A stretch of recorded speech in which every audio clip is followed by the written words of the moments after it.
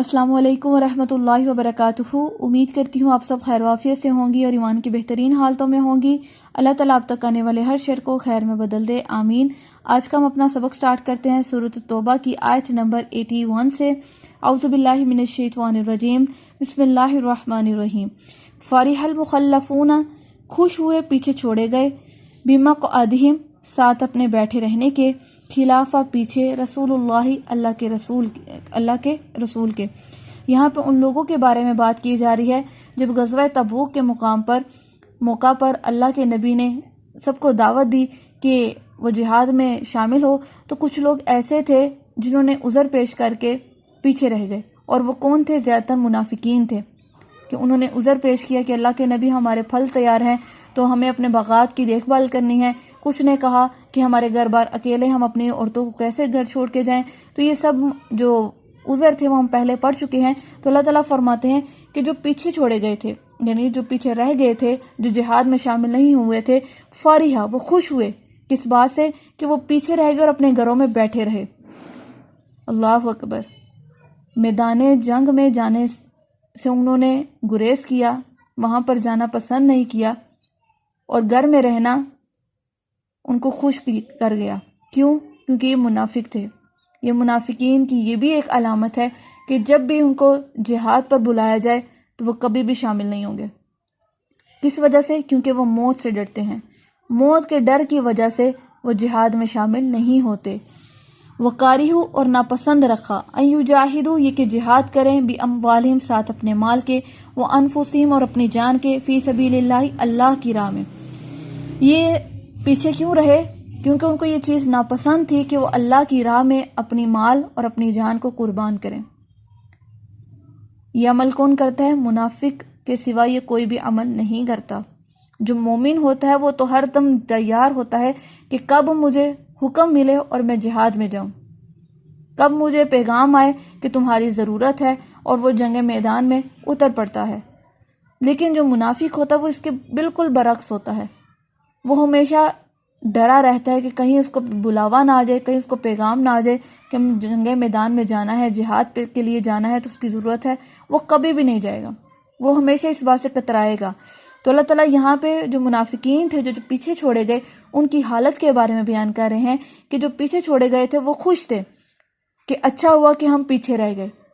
کیوں؟ کیونکہ ان کو یہ ناپسندیدہ لگتا تھا کہ وہ اپنے مال اور جان کو اللہ کی راہ میں خرچ کریں، اپنے مال اور جان کے ساتھ جہاد کریں، اللہ کی راہ میں ان کو قربان کریں۔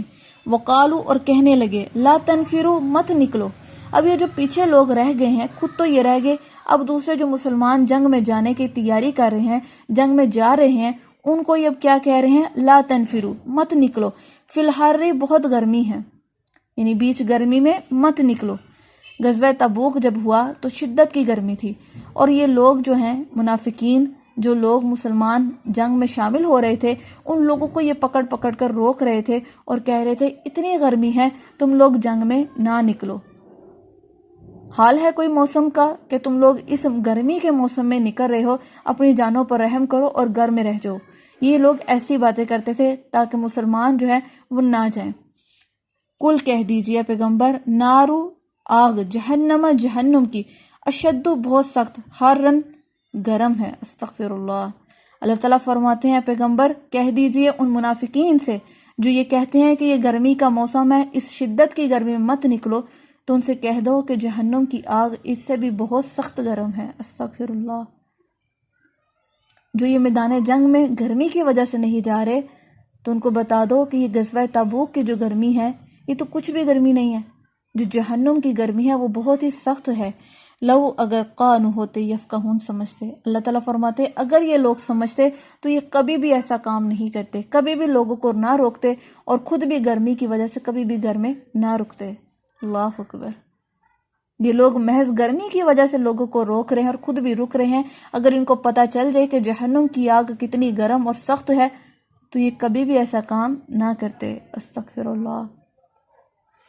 فَلْيَضْحَكُوا، پس چاہیے کہ ہنسیں، قلیلاً، تھوڑا۔ اب اللہ تعالیٰ یہاں پہ تنبیہ کر رہے ہیں کہ ان کو چاہیے کہ کم ہنسیں، وَلْيَبْكُوا، اور روئیں، کثیراً، بہت زیادہ۔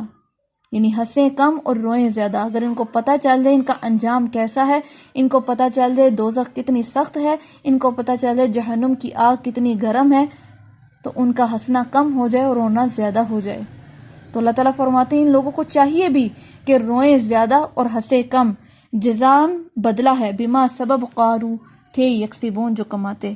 اللہ تعالیٰ فرماتے ہیں بوجہ کیا کہ انہوں نے جو کمایا، جو انہوں نے بیج بویا ہے اپنے لیے، اس انجام کو اگر یہ دیکھ لیں تو یہ کم ہنسیں اور زیادہ روئیں.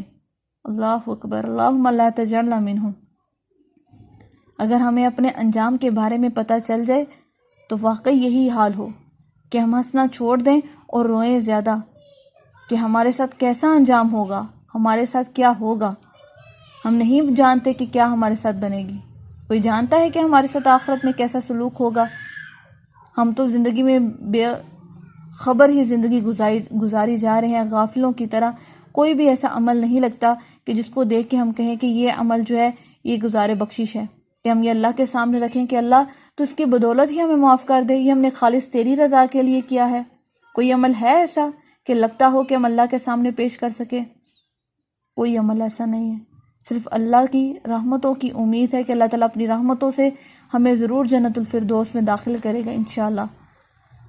تو ایسے میں یہ کہا گیا کہ یہ لوگ جو اتنا کہہ کے لگا کے ہنستے ہیں، اگر ان کو پتہ چل جائے کہ ان کا اعمال کیسے ہوں گے، ان کا انجام کیسا ہوگا، تو یہ کبھی بھی ہنسے نہ اور روئیں زیادہ. تو اللہ تعالیٰ فرماتے ہیں کہ ان لوگوں کو چاہیے بھی، یعنی منافقین لوگوں کو چاہیے بھی کہ وہ ہنسے کم اور روئیں زیادہ اور اپنے اعمال کی فکر کریں، اپنے انجام کی فکر کریں کہ ان کے ساتھ کیا بنے گا. اللہ اکبر. استغفر اللہ.